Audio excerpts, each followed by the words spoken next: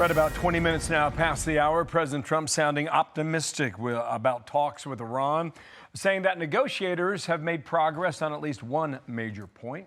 It all starts with they cannot have a nuclear weapon. Just, I said yesterday, they said, what are the top 10? I said, well, number 1, 2, and 3 is they can't have a nuclear weapon. And they're not going to have a nuclear weapon. And we're talking about that. And I don't want to say in advance, but they've agreed they will never have a nuclear weapon. They've agreed to that. That from Tuesday. Now on Wednesday morning, Peter Doocy picks it up. North Lawn, White House. Peter, nice to see you. Good morning. Bill, good morning. And that is a big step closer to the end of Epic Fury if Epic Fury was started to stop Iran from getting a nuke. Now officials here are floating a 15-point peace plan to end the war once and for all. It was a very big present worth a tremendous amount of money. And I'm not going to tell you what that present is, but it was a very significant prize. It wasn't nuclear related. It was oil and gas related. And it was a very nice thing they did. But what it showed me is that we're dealing with the right people. Part of the problem is that part of the group that created all these problems in Iran, Iran's Revolutionary Guard, has a spokesman saying about these negotiations, have your internal conflicts reached the point where you are negotiating with yourselves? Our first and last word has been the same from day one, and it will stay that way. Someone like us will never come to terms with someone like you. But President Trump is suggesting that the old guard is out of the mix. We killed all their leadership. And then they met to choose new leaders, and we killed all of them. And now we have a new group, and we can easily do that, but let's see how they turn out. We have really regime change. This is a change in the regime because the leaders are all very different than the ones that we started off with that created all those problems. President Trump is still really frustrated by a lack of help with the war effort from NATO allies, but he says with this war, America's allies in the Gulf have been pretty good. Bill? All right, Peter, thank you. Peter Doocy kicking off a day there at the White House. Dana.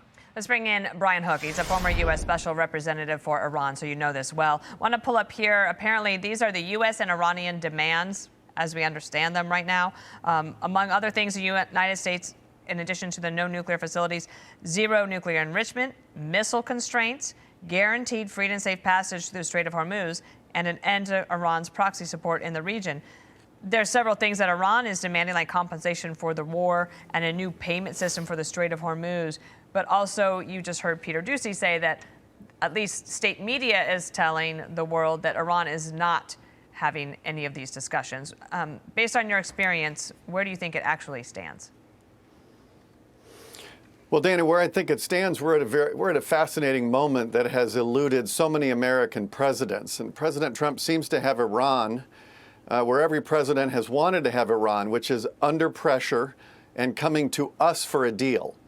And historically, if you look at either President Obama or President Biden, it was the reverse.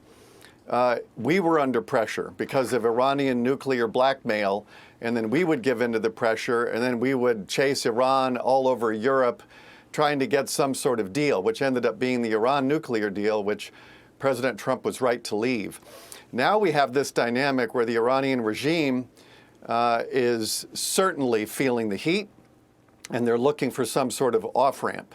And so this is a really important moment. It's a sign of possible progress. I'm going to put up on the board for everyone to see the leaders who have been killed, but there's also some that the president might be able to work with and talk to. I don't know if you know this Parliament Speaker, Gallup, if I'm saying that correctly.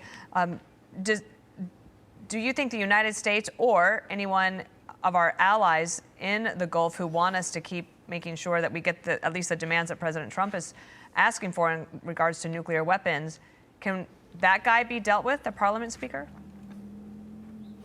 I think this is an encouraging sign that the Speaker is now coming forward. It seems to be that he's the person potentially on the other side of the table. And this is a good development because when you're dealing with the Iranian regime, it's not a normal country. And if you're sitting across from the foreign minister, that's often theater and smokescreen.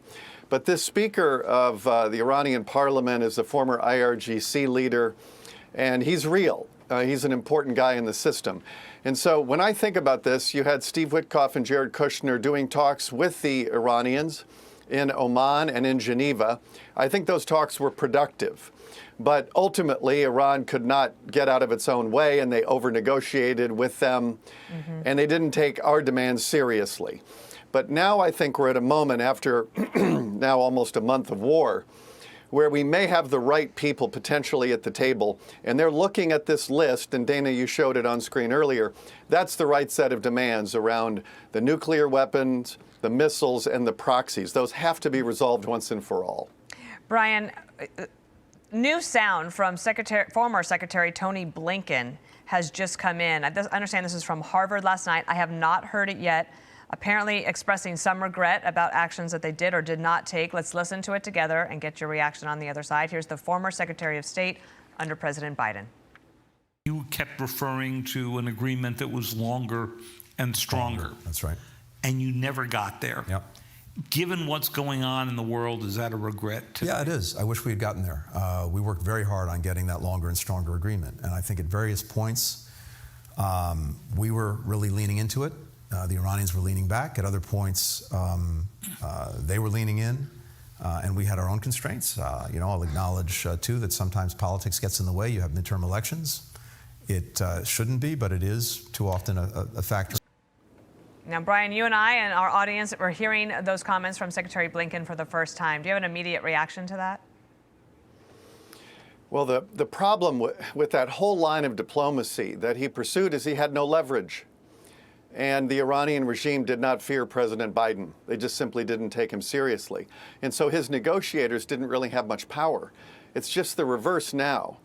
President Trump's negotiators have leverage and they have power. And there is, the negotiating table is not balanced. It's imbalanced in favor of the United States. And that was something that completely eluded the Biden administration. And they were always chasing the Iranians for a deal. They were trying so desperately to get back into the Iran nuclear deal. And so now I think the United States is in a much better position, and the president has used pressure and diplomacy very well. Brian Hook joining us from Miami today. Thank you so much. Be sure to like and subscribe for all the Fox News latest on YouTube and catch full shows streaming now on Fox One.